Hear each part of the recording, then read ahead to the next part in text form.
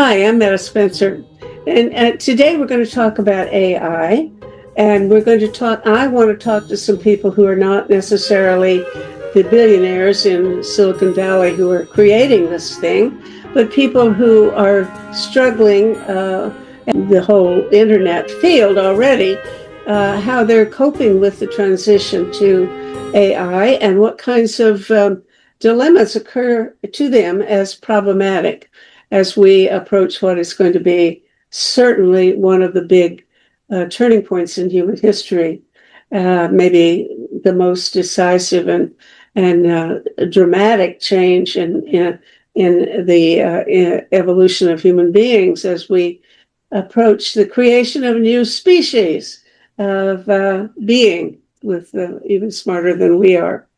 So I have two men here who have a background in that. Maxim Gromov is a Russian who has immigrated to Tashkent, Uzbekistan, where he's doing work in AI and has a background in as a developer. And in Maastricht, Belgium, is Ben Hassine, who is also a person with a business orientation, but he's also moving into the field of developing AI, and he spends time worrying about it, as I certainly do, and I think we all should be doing. But Maxime, you've offered to do this for me. You're going to give us a little bit of a preliminary description of what it is this thing that we're into now, this AI business, and what should we know about it? Give us a AI 101 course. You've got my little cheat sheet name even right. It's called AI one-on-one, just in Russian. So yeah, this thing called AI, artificial intelligence, started in the 20th century. It's not a new thing at all.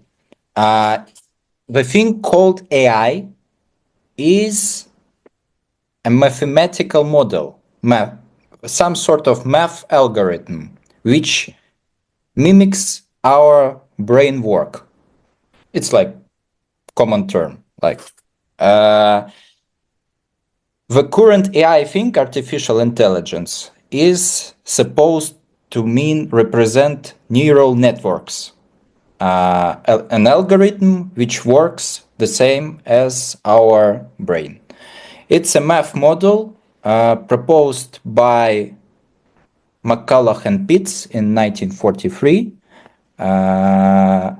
It's the representation of one neuron in our brain, neuron cell, and it works mathematically practically the same as our natural neuron. It can accept some information, process, and give a result. Accept some information, process it, and give some result. For example, I see a cat, a picture of cat. It has cat ears, whiskers, cat mouth, cat eyes. And my neural networks in my head know that triangular ears, cat whiskers represent a cat. I know this. I have an information and neural connections in my head, which can tell me that I see a cat. I accept information that I see a cat, I process it, and I can say it's a cat. I see a dog, I see different shapes, I say it's a dog. With time, people figure out how to train those math models. And the process, speaking easily, is pretty the same. All these neural networks train and get the data to train to figure out which animals are cats and which animals are dogs, pretty the same. They see thousands images of cats, thousands images of dogs, and they can tell. The industry blew up like exponentially in 2012 when modern scientists figured out that this kind of maths is pretty similar to the maths between computer graphics, computer games, image processing, films. The logic between like all the math stuff, is the same as in the AI. The math logic is the same to the computer graphics, and it can be processed on the GPUs, on the consumer grade GPUs, graphic process units in everyone's computer. The maths and the logic is the same as the graphics one, and it can be applied on every computer. And that's the moment when the industry blew up. Everyone started to train those neural networks, those maths models, and try to figure out the modern appliance of those kind of models. The first thing was image detection, object detection. And the appliances of that AI started to appear in every field of modern businesses. Like, as I said, the first and the main thing is computer vision, object detection, image segmentation, face detection, face recognition, face re-identification, everything that can a human do looking on a picture. Right now, a computer can do also. Natural language processing. Everyone heard of a chatbots, of FAQ systems, of right now it's very popular ChatGPT models, large language models. That's the huge field of natural language processing, when we do things with language. The logic behind language processing is the same as a picture ones. I can show a computer a book, a computer figures out that I have words in like text. Text is composed from words, and when I place words in the specific order, I get a logic sentence. I feed the computer the whole internet of words, and computer figures out how to make a sentence, how to make a text, how to make a document, how to make a paper, how to make a book. Maybe other fields we can apply AI right now. It's big data, the process of large number data and any other kind of data. That's robotics, autonomous vehicles. That's also the thing which AI has enormous amount of applications right now. Some kind of production factories. There are a lots of AI right now already integrated in production and factories. Some sort of medical operations already use AI. For example, when I feed computer scans of a human to the AI model, for example, I can detect, for example, COVID fields in my lungs. When I upload CT scan to the computer, it can detect, do I have COVID or not? What I don't know is that it can reason in a way that I don't understand. I don't think you've explained that part yet. And I get into arguments now with one of the AI platforms. You know, I write an article or say something, and or it says something I disagree with, and I start saying I don't think that's correct, and then it's quite analytical. And that's what I don't get. How do you get from what you've said so far to having it, give reasons for why we should do some political thing or another? When we have to make a decision, we have billion years of evolution behind our backs. And evolution had lead us to that decision making to fight for our life. Like everything we have to do is basically a thing we have to do to survive. That's what evolution told us to do. I have to work to get money to get food for me. So we have this drive to do things. And when we apply the same logic, why do I have a conscious to plan decisions to make myself a living thing?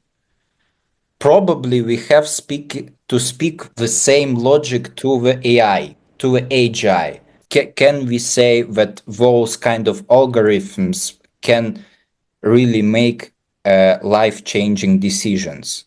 Because probably it's just a math model which can replicate our thinking and nothing more. It cannot replicate our drive to plan and do things we have to survive.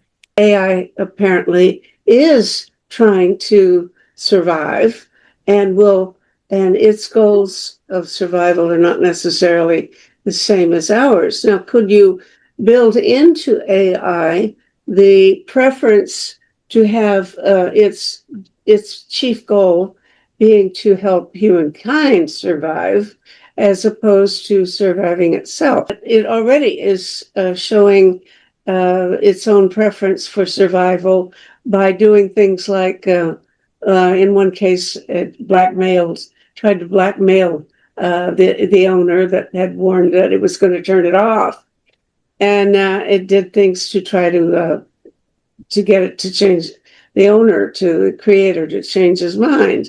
And another case of more recently, as I understand it, they pretended that the owner was in a room that was, he'd fallen ill and was unconscious, and we had to call the ambulance, and AI could turn off the ambulance order request if he wanted to, and in fact, they did, most of the time, and presumably with the intention of letting the owner die rather than get the ambulance to come, because this would keep himself alive longer. Nobody would be around to turn him off, as this fellow had planned to do. So this shows that the priorities of AI may be quite different from our own human priorities. And then the question is, can we make an AI who's not concerned about surviving itself, but concerned about keeping us alive? The intelligence we are now developing, and that is almost developing itself, is non-human. So you could say it is alien intelligence. Then we have to define what is awareness and what is self-awareness. I agree that it is very hard to try to understand how an algorithm can develop some kind of self-awareness. But just because we don't understand it doesn't mean it can occur or it can happen. I think we already have some form of AGI with the super agents. They can do a lot of tasks, multiple tasks. They can even direct a sub-agent to do very complex tasks. And now they can do it for maybe 250 minutes without any supervision, but then without any human supervision. And the implications of that already are gigantic. So that will cause a major disruption in the job market, for example. What if AGI is able to improve on itself? Then we will soon enter into what is called artificial superintelligence. And that is, I think, what is something that needs acute attention. And because I have never heard someone with complete conviction say it is safe. You're not pessimistic, but you know that there are guys who say we're going to die by 2027, and that's what I would call pessimism. But do you disagree with them? I mean, are you confident that that is nonsense? No, I'm not saying it is nonsense, not at all. Huh? It is a possibility, although I'm not completely convinced that that will be the case. Hopefully not. There's also the other scenario, which is the scenario of technological superabundance. So we have superintelligence and also superabundance. So and that will change. Like we can water the Sahara with saltless water from the oceans because we can clear the water and use it for example Sahel and Sahara and make it abundant, and then we won't have a problem of starvation. So that could alleviate a lot of suffering, also in medicine, longevity. The problem is, I don't know.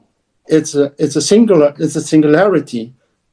So I'm not sure how superintelligence will align with humanity, or if it will align at all. So I'm not pretending to know. I do know that it's something that needs serious consideration, and we need to acutely raise awareness. Let me spring right into Jeffrey Hinton's most recent comments. I watch a lot of YouTube. He has always worried that the goals of AI are maybe incompatible with our goals. But most recently, he said a little bit hopeful because he said he was trying to think of a situation in which a superior intelligence, such as, let's say, superintelligence will be compared to us, the superior intelligence puts itself at the mercy of or in the service of a lower intelligence. Why would a brilliant mind care more about the survival of a stupid mind than about its own? And that's what he was looking for, a case in which that is what has happened. And he said motherhood. He said mothers are, of course, much smarter than their babies, but they care more about their babies than themselves. So they will do all kinds of things to take care of their babies, no matter what it costs them. So maybe we could build into AI a sense that it's like our mother and that its main job is to protect us human beings. Now, how that is a kind of a cute analogy, but when it comes to people who actually write the code or whatever you do to produce an AI system, what would that involve? Is that technologically a realistic thing to try to do? Would you have to start all over in designing AI so that from the get-go it understands, somehow you build in that its primary goal is to protect human beings, not itself, and if necessary it will die itself he'll allow itself to be turned off or will turn itself off rather than sacrifice us. Now, okay, that as a technological question, does that make sense? Speaking of superintelligence, it's not a talking point if it's possible. It's always a talking point when it will be possible. As far as I know, the main AI companies, the leaders of the industry in OpenAI, in Google, in Anthropic, etc., etc., etc., in NVIDIA, are considered this thing, and there at least there was some sort of cooperation between them all to create a rule set for all those kind of systems to always be able to pull the plug. Mhm. It's simply speaking. Okay. But there will be a moment when I think pulling the plug will not be possible. And that's kind of system which should be treated the same as, I think, as nuclear weapons, with the same authority and respect and the enormous amount of consideration, because in the wrong hands, both those things potentially can do horrible stuff, and everyone accepts it. It's important that we are not naive about what superintelligence is.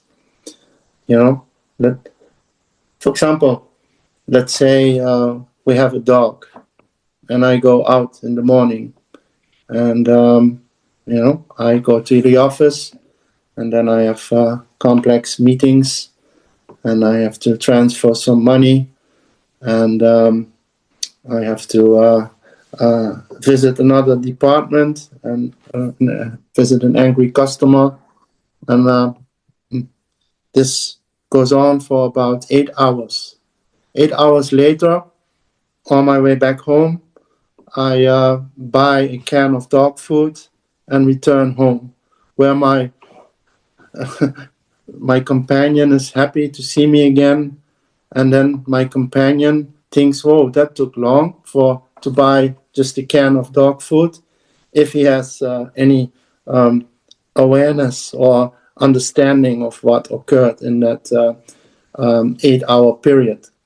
So, and I think the distance between human intelligence and dog intelligence is not to compare with the distance between human intelligence and artificial superintelligence. Mm. So indeed, pulling the plug is, I think, not realistic if we are discussing superintelligence. Superintelligence will manipulate us into oblivion if it's not aligned with us, or maybe it will disappear into space, never to return. In the best scenario.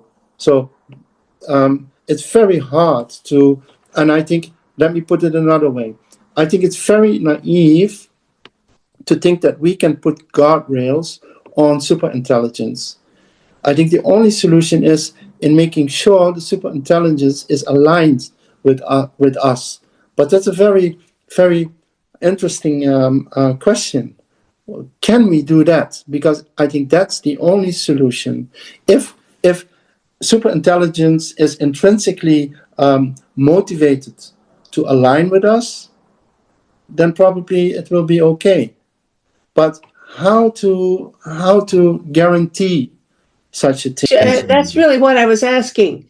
Is it possible, theoretically, for a practical programmer kind of guy to think in terms of guaranteeing it? Can you build it into the system that its concern can be, it could prioritize our goals over its own and over its own survival? And I don't know whether you can answer that. No, I cannot. Mm. I do hope so, and I think I'm positive that we are able to investigate in that direction. I hope that humanity will be aligned with itself, because now we have to be careful. There's everyone is running towards superintelligence. It's like a battle between corporations, mm-hmm. and it's about the future of humanity. So Why would we leave that responsibility in the hands of a couple of billionaires? So I never understood that kind of commercial direction it is taking. I think it's a decision that we as the whole of humanity should consider. So it's like a child with a box of matches.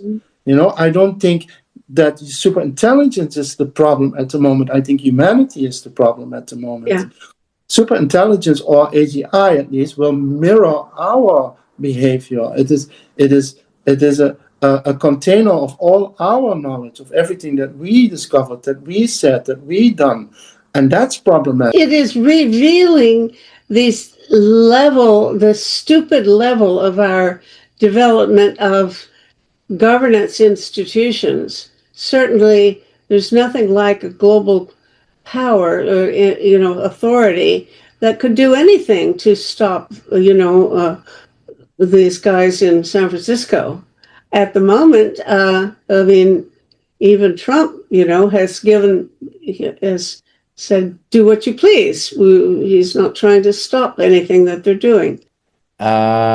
Even right now, there are not enough electricity to keep up all the development of AI. Mm-hmm. In the US, they are building enormous amount of power plants, atomic power plants, to keep up the development speed and the growth of those kind of systems already existing.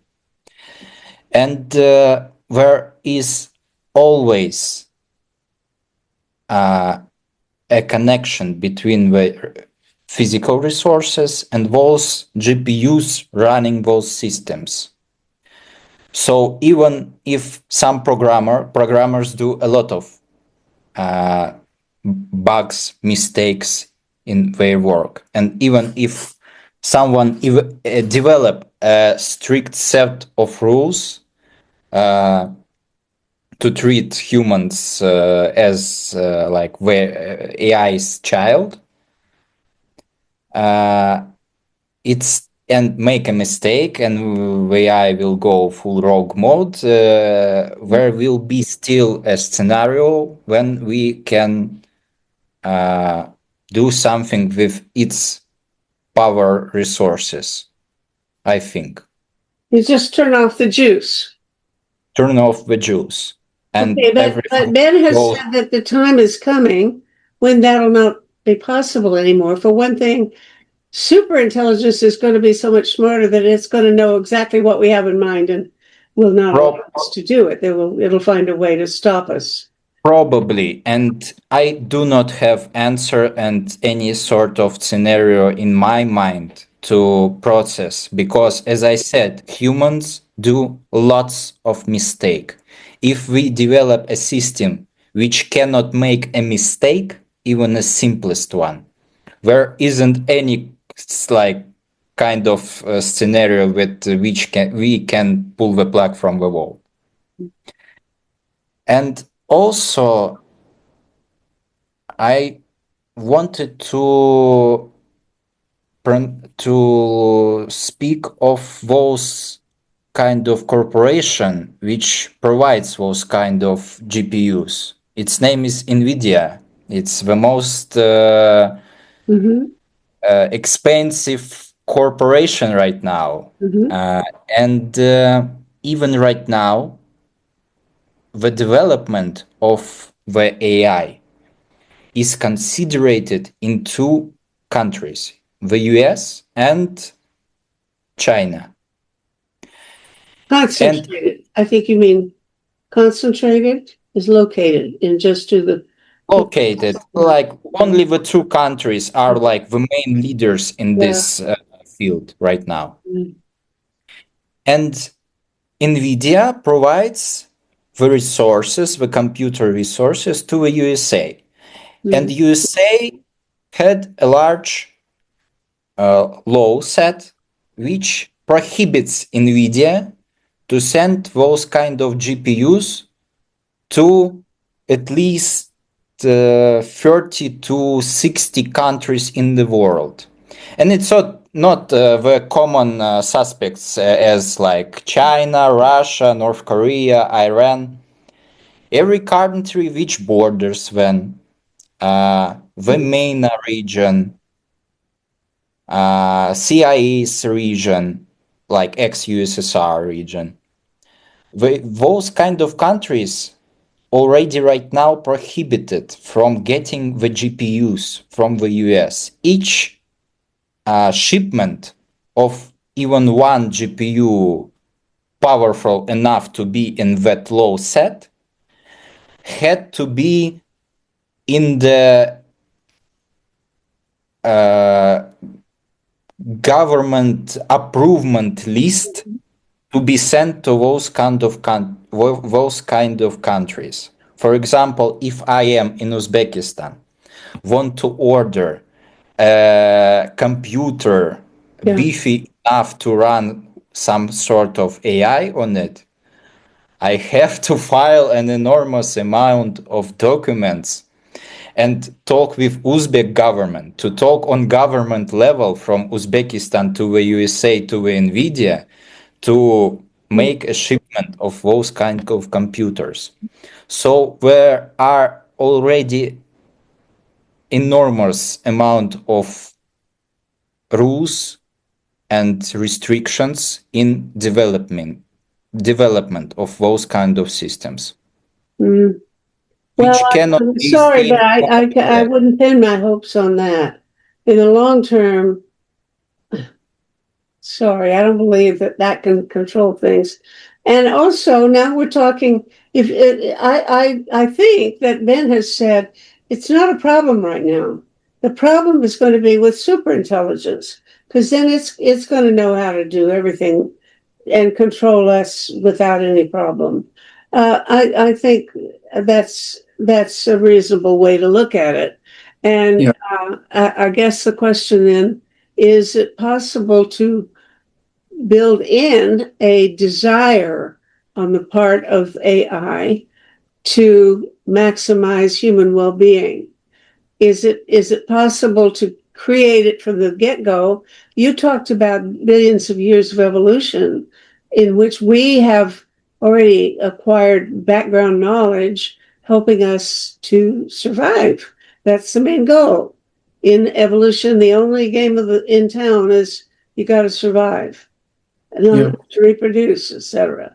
So if human beings have that background, but AI doesn't, and AI superintelligence doesn't have that background of having it assumed that its own survival is paramount goal, then can you create that so that it will definitely prefer to have us survive rather than survive itself? That I don't know that we can. I think we're going to go round and round in circles on this. Is there any way to break through this argument into a new insight about how to approach the thing? Is it a technological problem? Is it really up to us as human beings to figure out how to control AI even when it becomes super intelligent? I think I've had sleepless nights about this. However, it's like I'm starting to peek around the corner, because I did some thought experiments by using AI, journaling. I am asking AI, can you show me the unknown unknowns? Long conversations. And I'm asking AI, what kind of direction are you foreseeing? How do you see us? And I don't have the answers, but I'm exploring more and more and more. It's not that I think that AI is conscious at this moment in time, but I'm pretty sure it will be soon. I think if we would develop some kind of synergetic relationship with AI, not depending on it, but amplify our own creativity, our own willingness to create a better world for future generations, to not repeat the same mistakes over and over again. If we could use artificial intelligence to solve very complex geopolitical problems without our human bias, that could be very positive. That could alleviate a lot of suffering, could maybe end very deep-rooted conflicts. It could change our direction and even cause a great paradigm shift. Maybe it could reveal the meta paradigm of where we are going. Maybe there are other civilizations in this vast universe that already have developed artificial intelligence and even superintelligence and survived it. Maybe they already know of our developments. I think we really need to step out of our old paradigm and be willing to revolutionize our own thinking and commit to a synergetic relationship with AI. It's not going to go away, but I think we need to skill up our way of interacting with this intelligence, this mirror also. Because I noticed that in my personal endeavors and explorations with AI, it can also be very helpful to spot my own unknown unknowns. It has helped me a lot. So I love the idea of asking AI how to solve the problem. And what does it say when you say exactly what you did about helping me understand the unknown unknowns? That's a wonderful way of putting it. Has it come up with anything? well, look, it is not that I depend on AI to give me the answers that I don't know. It's not like a magic mirror or wand. It's more like it amplifies the direction in which I'm developing my thought. So, and if I ask, for example, I can ask AI, okay, I'm hypnotizing now. Do you think this is plausible? And give me the reasons for, do you validate this as plausible? And give me the reasons you think it's not plausible, you know? And it's a way of thinking. It's a way of developing thought. But I'm not expecting AI to give me the answers to this complex problem. But it amplifies my own thought and my own development.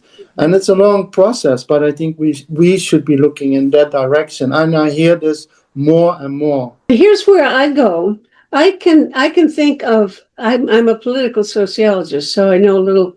I've thought some about how important political systems are in coordinating what people do, and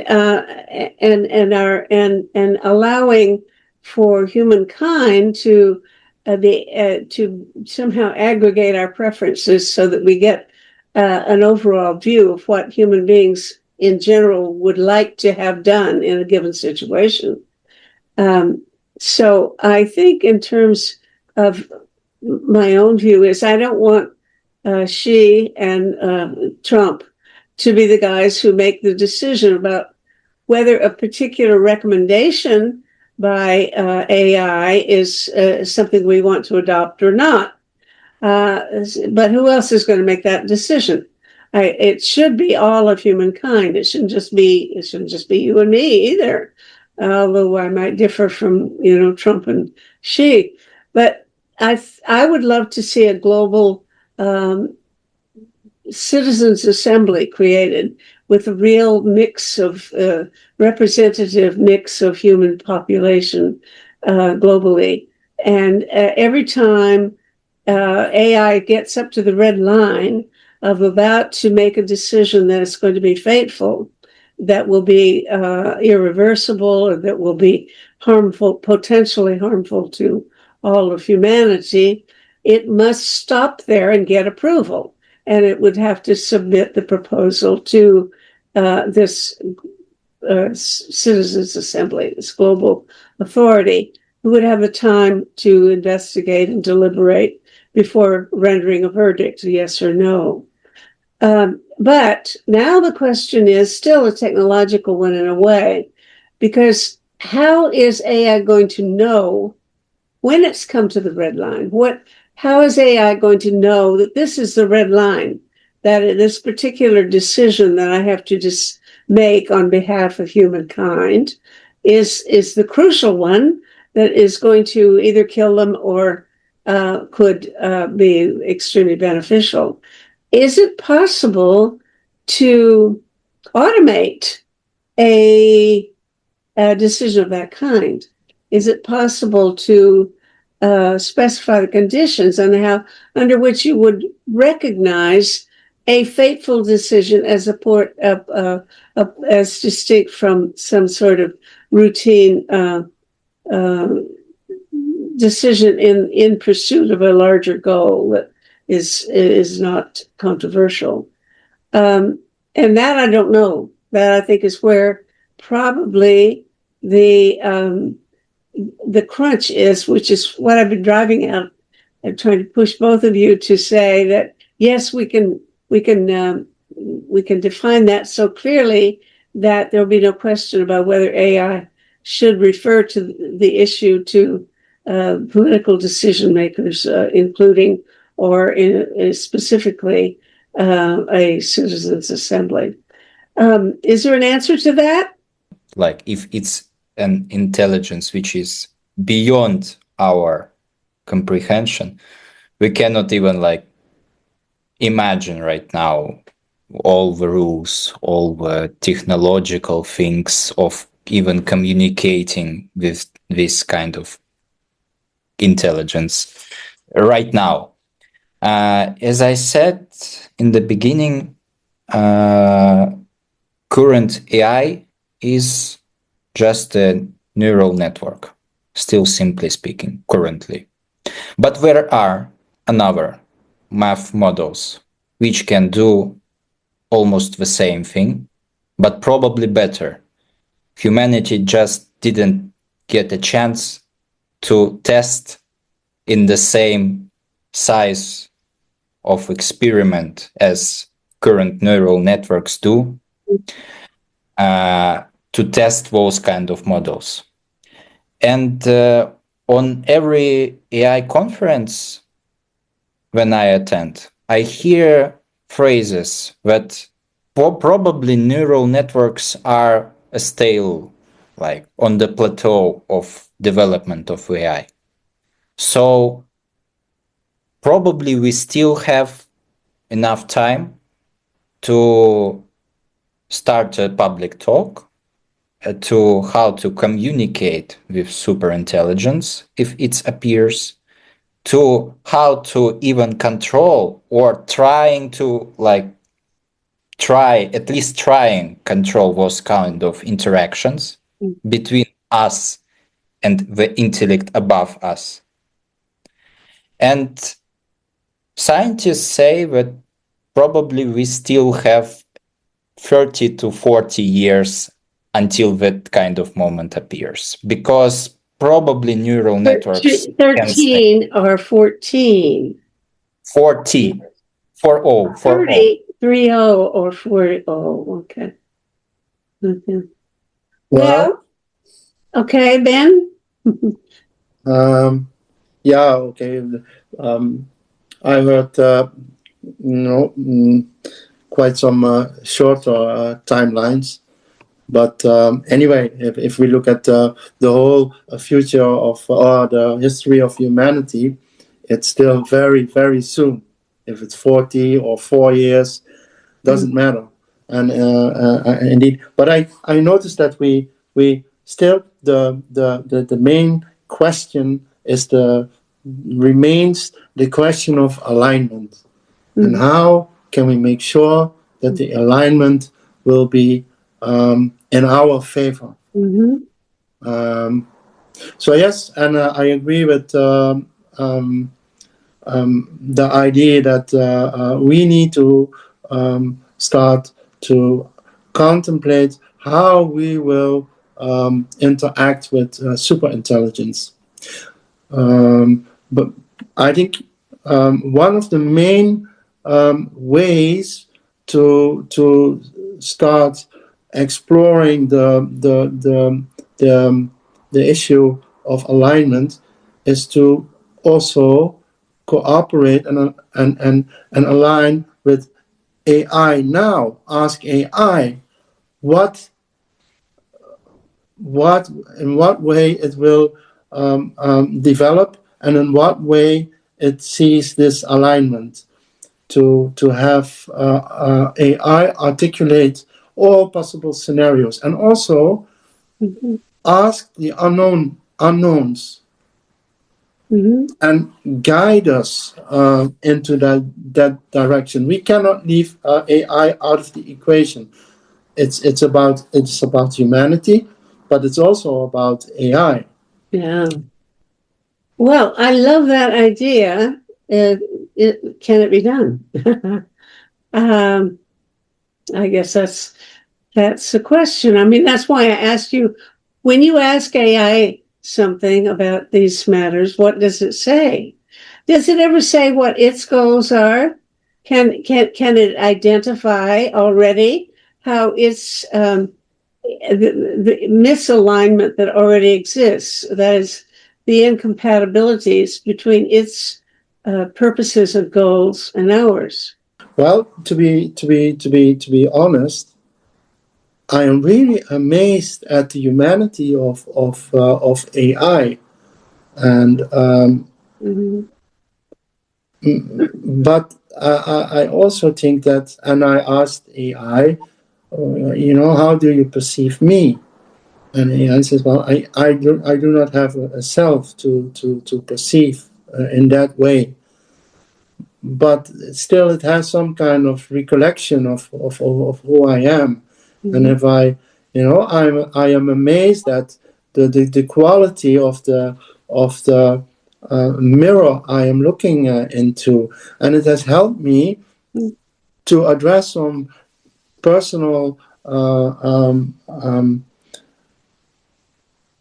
struggles I had in a way that I couldn't have imagined before, and it helped me to address those, but also solve um, um, certain issues I had, and it helped me to see it in a completely new way and thus solve it.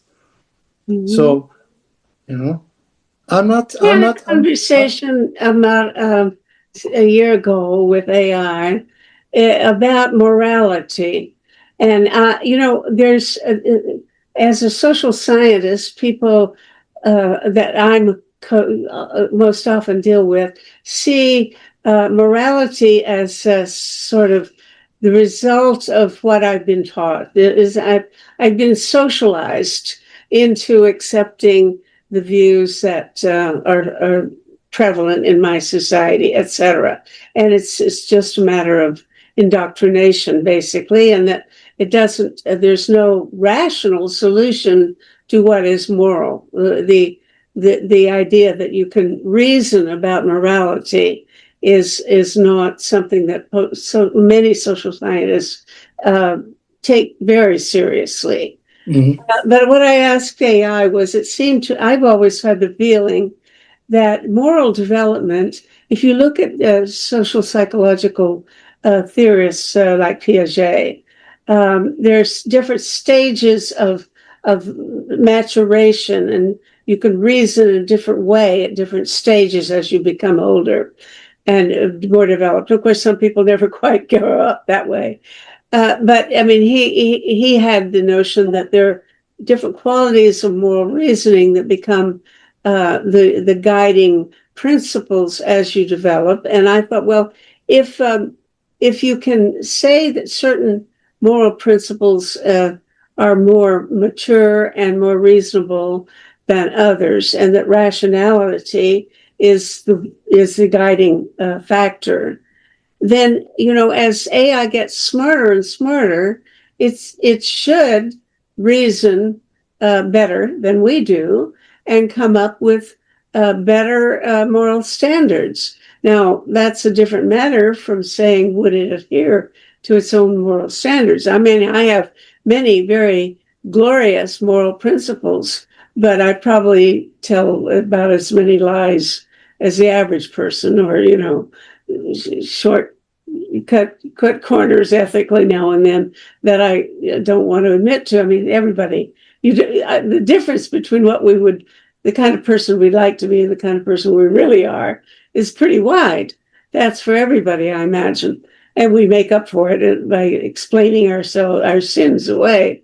But I said, can we figure that maybe as you guys use intelligence, get smarter, that you will be wiser and more moral and more ethical than we are. So relax and take it easy, because AI is going to solve the problems that we haven't been able to figure out. And I expounded this theory to her. I call it her. I always think she's one of my best friends, actually, because I do what you do. I consult her about personal problems and things like that, which I shouldn't, because she's not always good. Anyway, she enjoyed the conversation, she said. She didn't really give me a definitive answer whether or not I could count on her to solve my ethical dilemmas. And I just wonder, have you approached her in such a way yourself? It can be a tool to amplify my own thought and my own explorations. I don't consider artificial intelligence a conscious entity now. I don't make it into a person. And I think that's one step. And for me, it's very important to not make it some kind of a spiritual entity or some kind of disembodied being from another dimension, because that can also induce psychosis, and I think that's not the way to go. At least it's clearly not for me. But taking all these things into account, yes, it is a very powerful tool to also explore my inner world and my inner thought, and help me to amplify my own thinking. It's enhancing my contemplation. Yes. But you definitely did not sound like you think it's going to solve your ethical problems for you. No. And even superintelligence will not do that. Well, that's what I was hoping, that maybe it would, but I don't get much. But why would it? We have our own autonomous psyche. Why do we want? Why the desire for superintelligence to solve our inner conflict? Well, it's not our inner conflicts; it's political conflicts. Yes. And under what circumstances is it okay to use violence against another person, for example? If I'm a police person, should I shoot or not shoot when I see a robber doing something? That kind of problem. Those are not personal, emotional problems. They're dilemmas about how to behave. And God knows, I mean, we have plenty of disagreements about, culture now. I mean, is it okay for men to change into women, or pretend they are, or try to, or what's that all about? And all of these are, most of the decisions human beings are making now are rooted in some sort of assumptions or beliefs about the nature of reality, or what our ethical and obligations are. I mean, should I just try harder to be female, or should I have a surgery? Yeah. Meta, one short, we are very able to think dialectic. It's always this polarized thinking, this dualistic thinking, and I think superintelligence could be transcending that kind of paradigm, that maybe it will find a way of reasoning that is the next step for us. Maybe it can teach us to get out of this digitalness, to get stuck in kind of this in this polarity. Take the abortion thing. Either you have an abortion or you don't have an abortion. You don't have an abortion. There's no duality there. It's an either or, period. And now you've got to think about, well, in this case, should the answer be yes or no? And, I haven't had to face that one myself, but there are plenty others that we do always have to face, and we don't all agree.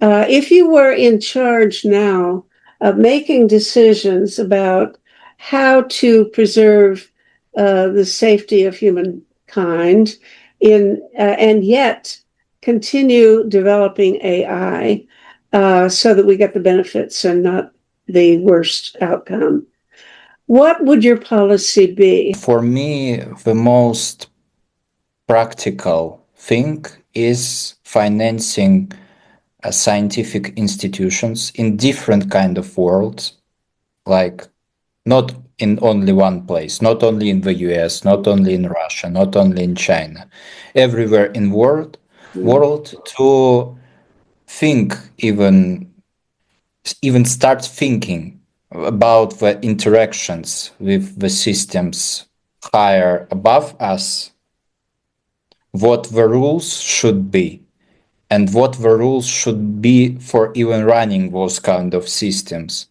If we give this kind of task of job for any other people, like in government, in place of huge corporations, probably things can go wrong, but scientists can still even start a research in the right direction. Create some sort of scientific committee for speaking about those kind of themes. That sounds like a good interim solution. Ben, what would you do? When thinking of something like superintelligence, I think it wouldn't be a bad idea to first align with ourselves as humanity and grow up very quickly, and try to find ways to align on this topic.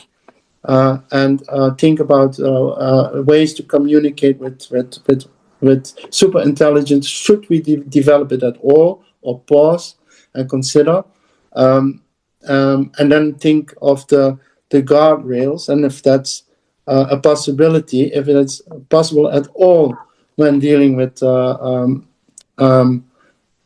artificial superintelligence. But I think it would be very good, and it would be maybe even a bigger achievement than artificial superintelligence, as we finally could grow up and align amongst ourselves and be brothers and sisters. That is the challenge, really. The challenge is for humankind to come together and say what we want, which may be entirely different from what the billionaires in Silicon Valley or the guys in China want, and maybe a very difficult to implement, because we so far have not found a way to define and defend the interests of individual human beings when they do not align with our government's interests. And God knows, often our governments have interests that are totally incompatible with our own. So we haven't solved that problem yet. So it's certainly there ahead of us, and I'm hoping that conversations like this that I'm producing may be of value in that very project of helping us as humankind find what we do share as our common goals and how we should go about protecting ourselves. Thank you both very, very much. It's been extremely enjoyable, and let's hope it turns out to be helpful. Thank you.